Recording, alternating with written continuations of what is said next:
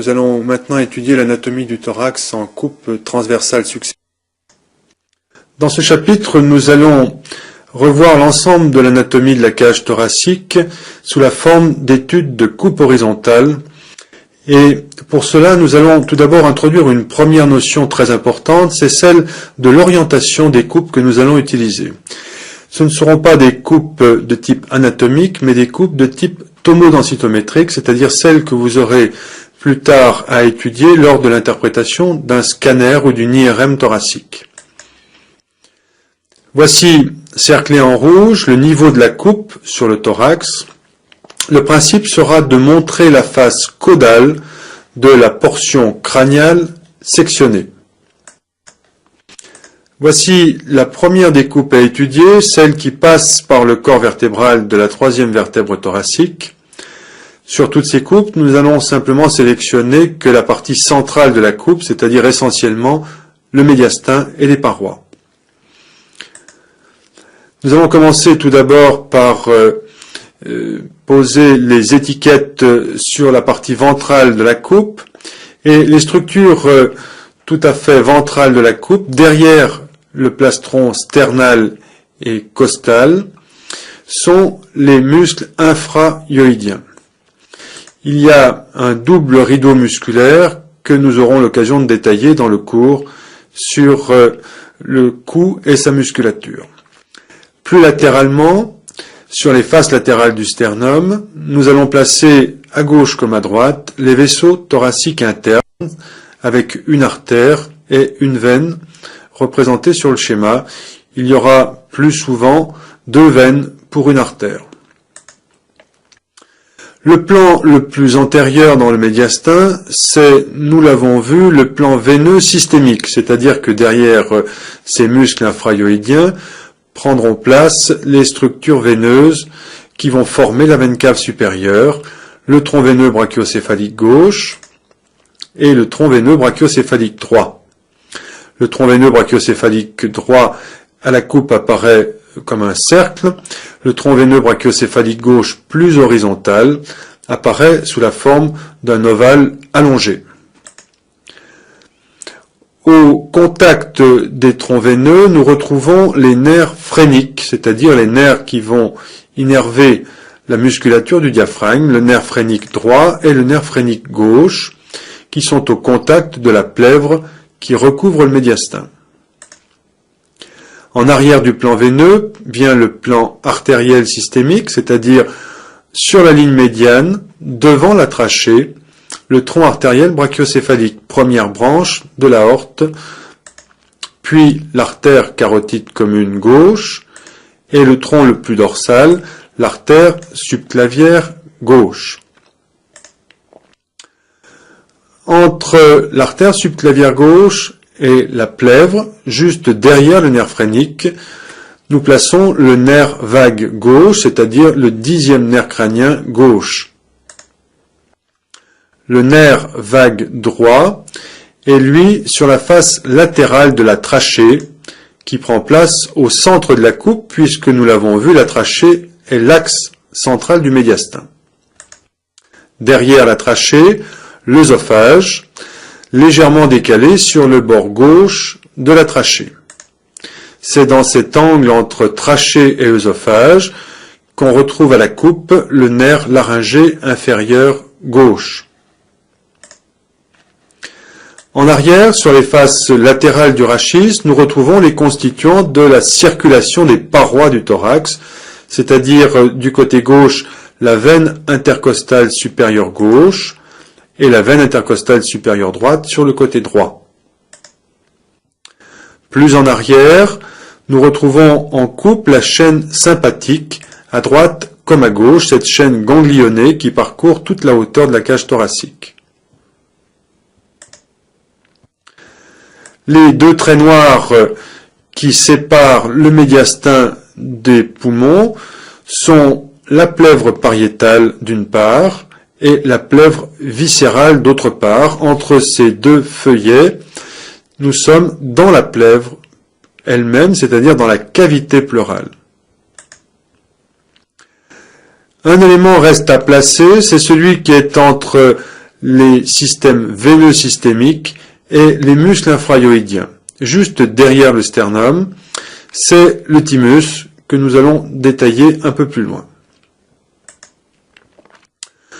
Autre élément lymphatique, il y a entre l'œsophage et la face antérieure du corps vertébral le conduit thoracique qui, à ce niveau, est déjà déporté sur le bord gauche du médiastin. Voici maintenant une première diapositive pour expliquer la structure de la coupe précédente. Cette première diapositive va nous montrer comment les muscles infrahyoïdiens peuvent apparaître sur une coupe située au niveau de T3.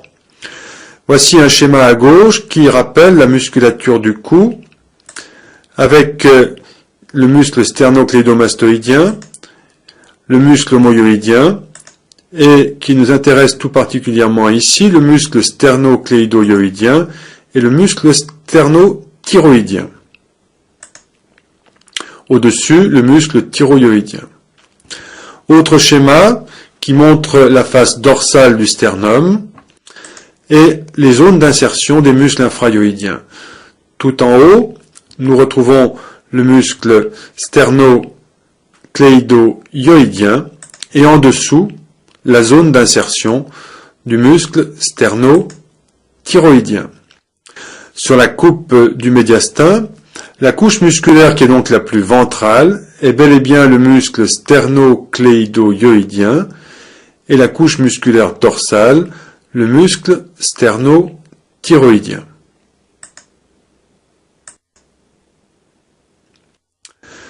Voici maintenant une diapositive qui va vous expliquer la disposition des nerfs vagues et de leurs branches, c'est-à-dire les nerfs laryngés caudaux.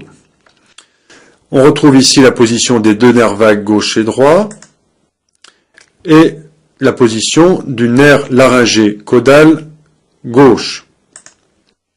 Sur ce schéma, qui est une vue de face de la région cervico-médiastinale, nous retenons la position de la trachée, du larynx au-dessus, en avant la position de la circulation veineuse systémique et derrière les troncs artériels supra-aortiques. Le niveau de la coupe en T3 passe au niveau de cette ligne marquée en noir sur le schéma. Cela vous permet de comprendre que sur une telle coupe, nous n'aurons pas la possibilité de voir le nerf laryngé caudal droit qui forme sa récurrence au niveau cervical strictement sous l'artère subclavière droite.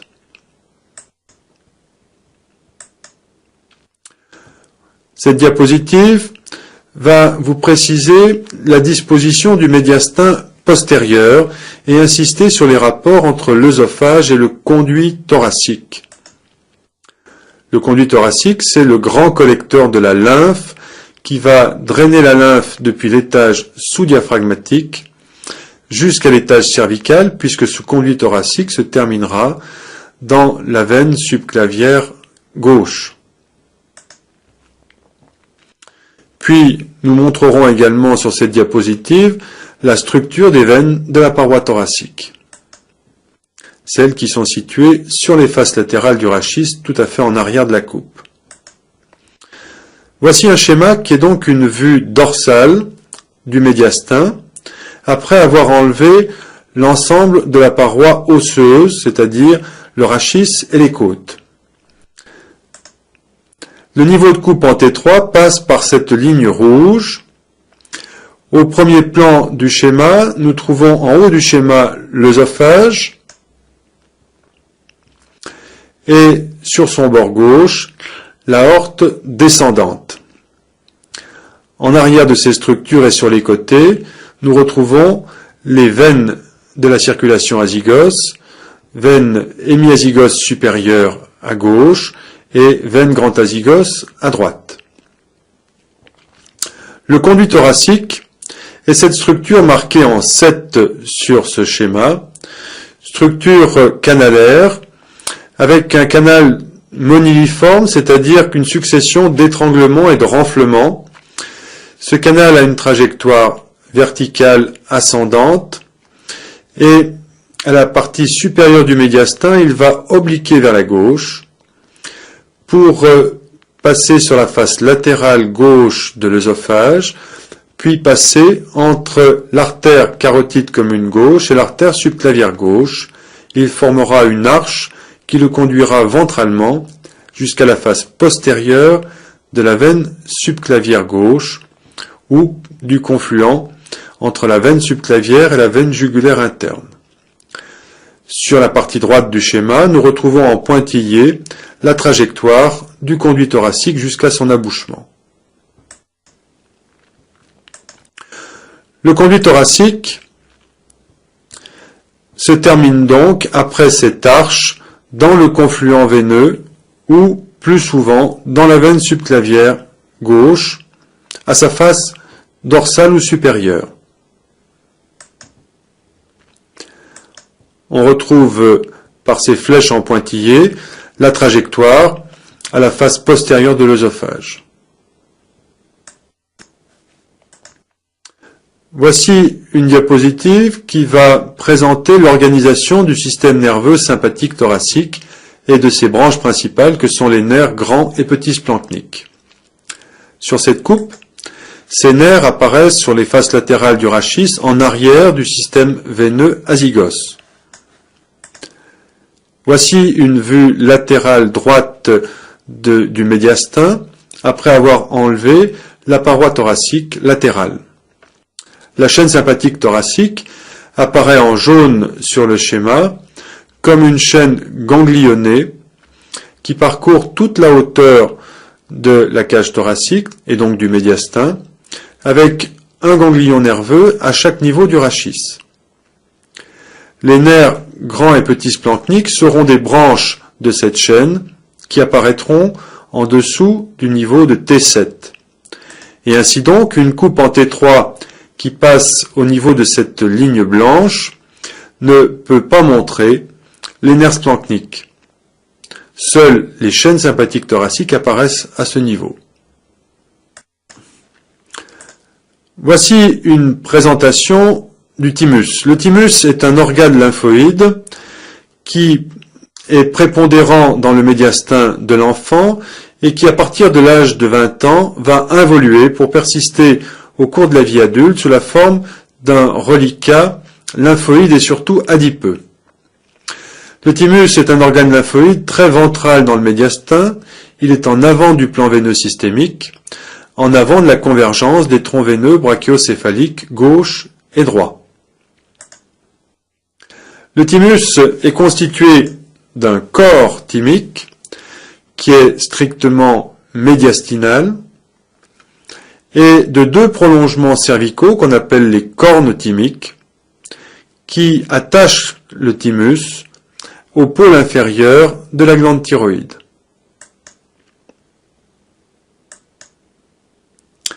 Le thymus est véritablement enveloppé d'une gaine.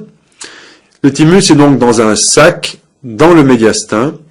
Et voici un dessin d'une vue opératoire qui montre le relèvement de ce sac thymique en dessus de la convergence des troncs veineux brachiocéphaliques gauche et droit. Une petite veine thymique attache le sac thymique au tronc veineux brachiocéphalique gauche qui est pratiquement horizontal sur le schéma. Voici donc la loge thymique.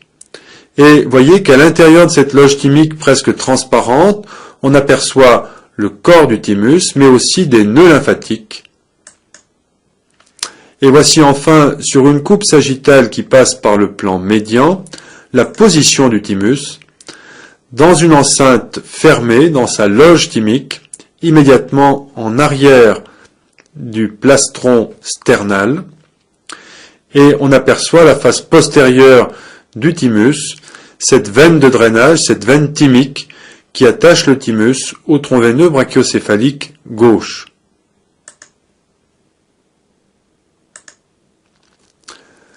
Le système d'attache qui suspend le thymus au pôle inférieur de la thyroïde prend le nom de ligament thyrothymique. C'est sans doute un terme impropre, il ne s'agit pas d'un véritable ligament, mais il y a entre le thymus et la thyroïde des structures fibreuses extrêmement denses qui ont conduit à utiliser ce terme de ligament.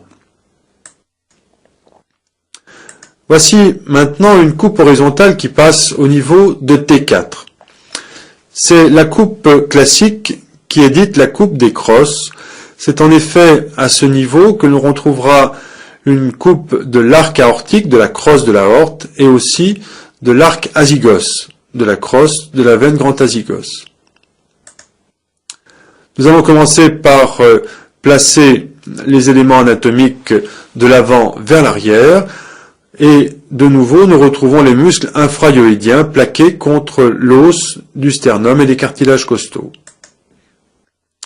L'élément le plus ventral, c'est le thymus, qui conserve une forme triangulaire avec une pointe, un dièdre en avant et une face plane en arrière.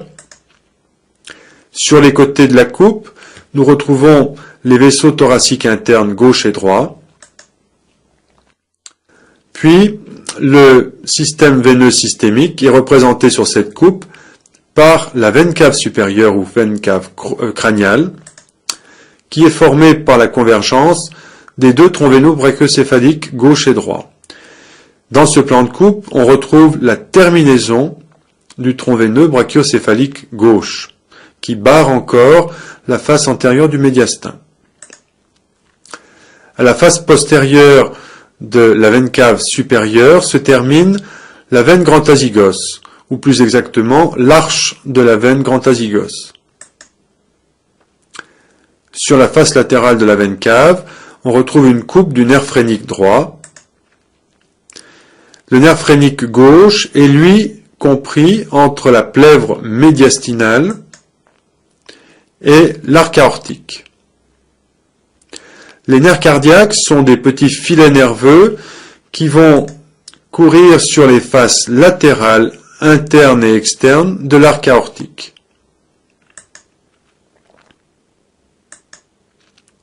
Le nerf vague gauche est sur la face latérale de l'arc aortique, juste sous la plèvre médiastinale, un peu en arrière du nerf phrénique gauche.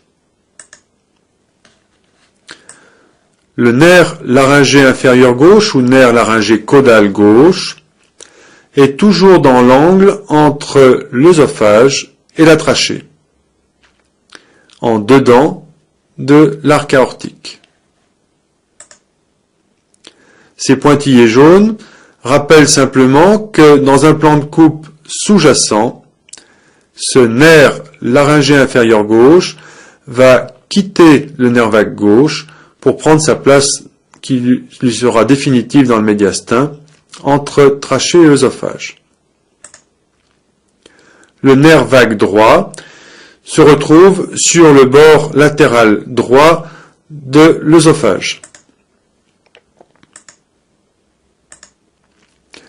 Les éléments les plus postérieurs sont là encore la circulation des parois du thorax, essentiellement à la coupe la veine grand azygos à droite, la chaîne sympathique droite, et à gauche, la veine hémiazygos supérieure gauche et la chaîne sympathique gauche. Le conduit thoracique est entre l'œsophage et la face antérieure du corps vertébral. Voici une diapositive qui va expliquer le parcours de la circulation azygos jusqu'à sa terminaison à la face postérieure de la veine cave supérieure. Voici une vue latérale droite du médiastin, après avoir ôté la paroi thoracique, osseuse et cartilagineuse. En bleu, on suit les contours de la veine cave supérieure, qui reçoit le tronc veineux brachiocéphalique gauche, et ici en bleu maintenant, le parcours de la veine grand azygos qui se termine par une arche qui passe au-dessus du pédicule pulmonaire et qui se termine à la face postérieure de la veine cave supérieure. Le plan de coupe que nous présentons à droite passe au niveau de ce double trait jaune. Voici maintenant la présentation des trajectoires des nerfs phréniques. Ces nerfs qui sont destinés à mettre en mouvement les muscles du diaphragme. Ces nerfs vont parcourir toute la hauteur du médiastin sur les faces latérales. Ils sont immédiatement sous la plèvre médiastinale. Ils ont une trajectoire un peu dissymétrique, puisque vous le voyez sur le côté gauche de la diapositive, qui est une vue latérale droite du médiastin, le nerf phrénique va être plaqué contre la veine cave supérieure, puis contre l'atrium droit du cœur, et enfin contre la veine cave inférieure, pour arriver au niveau du diaphragme et donner ses branches pour le diaphragme, mais aussi son rameau abdominal. Le schéma de droite présente une face latérale gauche du médiastin. Le nerf phrénique, souligné en jaune, est plus ventral. Il va être sur la face latérale de l'aorte, puis du tronc pulmonaire, puis il va se terminer sur le diaphragme, un peu en arrière de l'apex du cœur. Les niveaux de coupe que l'on vient de présenter sont schématisés ici par ces lignes rouges. Et nous retrouvons donc bel et bien les nerfs phréniques à gauche entre l'aorte et la plèvre médiastinale, à droite entre la veine cave supérieure et la plèvre médiastinale. Cette diapositive vous rappelle la position des vaisseaux thoraciques internes, c'est-à-dire des artères et veines thoraciques internes. Voici à gauche la circulation artérielle depuis l'arc aortique jusqu'aux différentes branches des troncs supra-aortiques. En beige apparaissent en haut la glande thyroïde, en dessous le thymus, et en superposition le contour du sternum et des cartilages costaux. Les vaisseaux thoraciques internes, ici les artères thoraciques internes, sont des branches des vaisseaux subclaviés.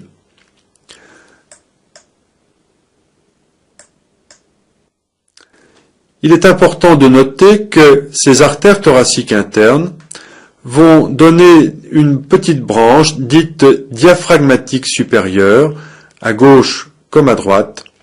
Cette petite branche diaphragmatique supérieure va participer à la circulation artérielle du diaphragme.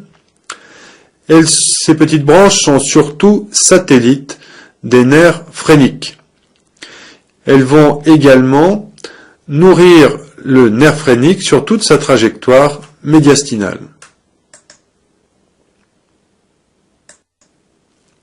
Voici une coupe passant au niveau du corps vertébral de T6.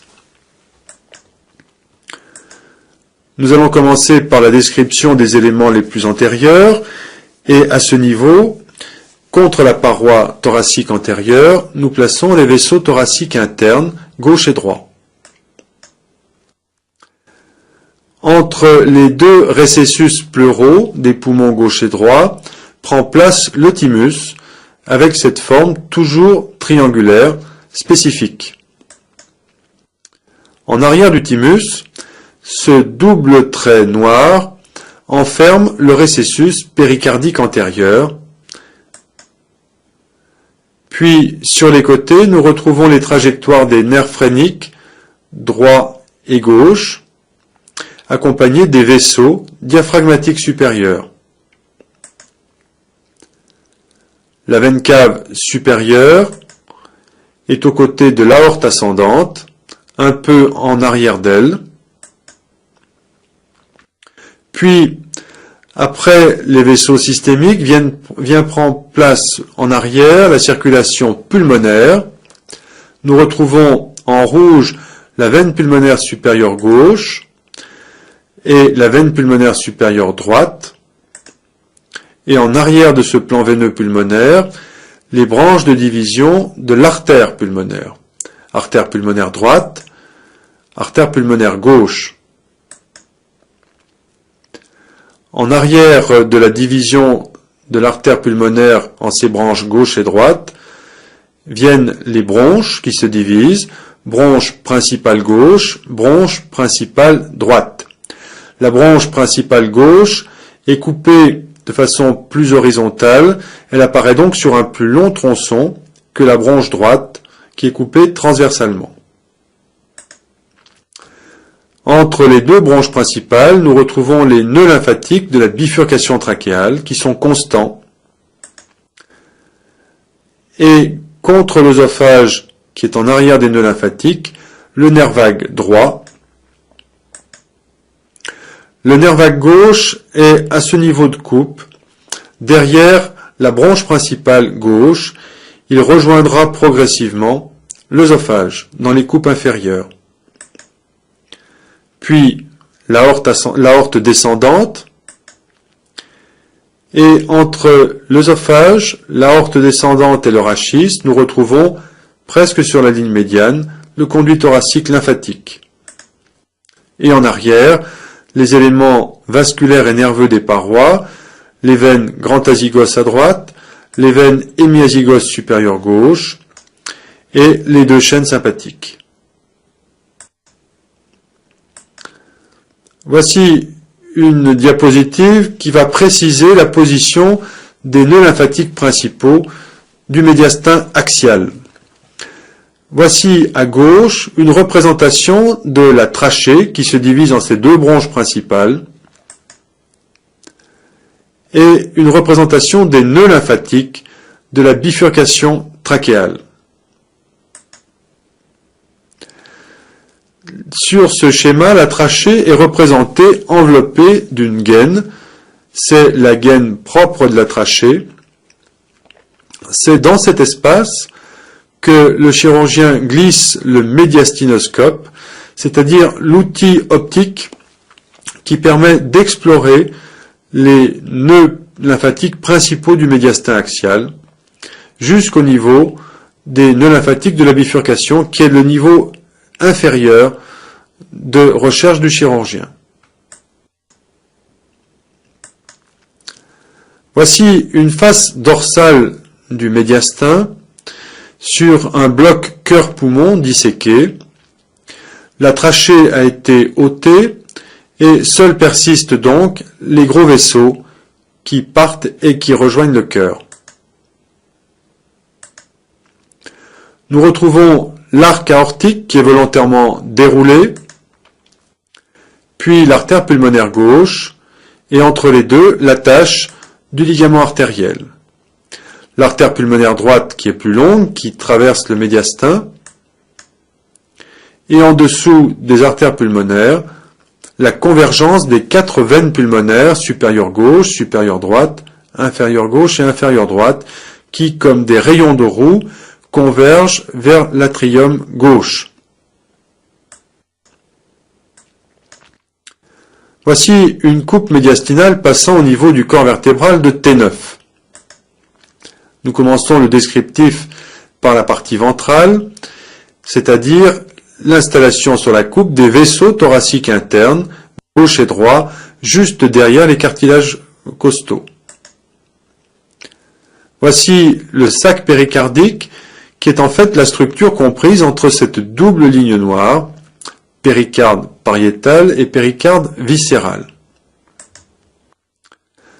En T9, nous retrouvons une coupe qui passe par les quatre cavités cardiaques, les deux atria et les deux ventricules.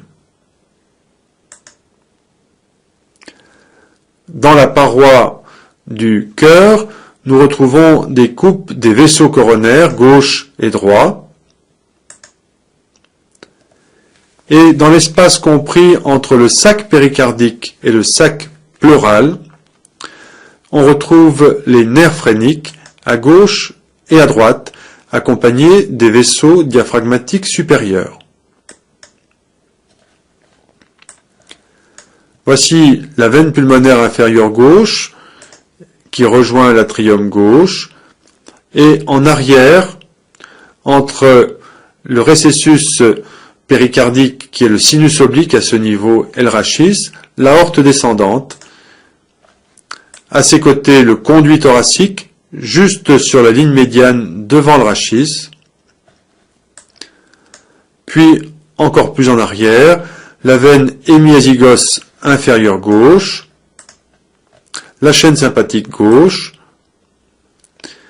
À droite, voici la veine pulmonaire inférieure droite qui rejoint l'atrium gauche. En arrière du sinus oblique, du côté gauche du médiastin, l'œsophage. Et autour de l'œsophage, les filets nerveux du nerf vague droit et du nerf vague gauche.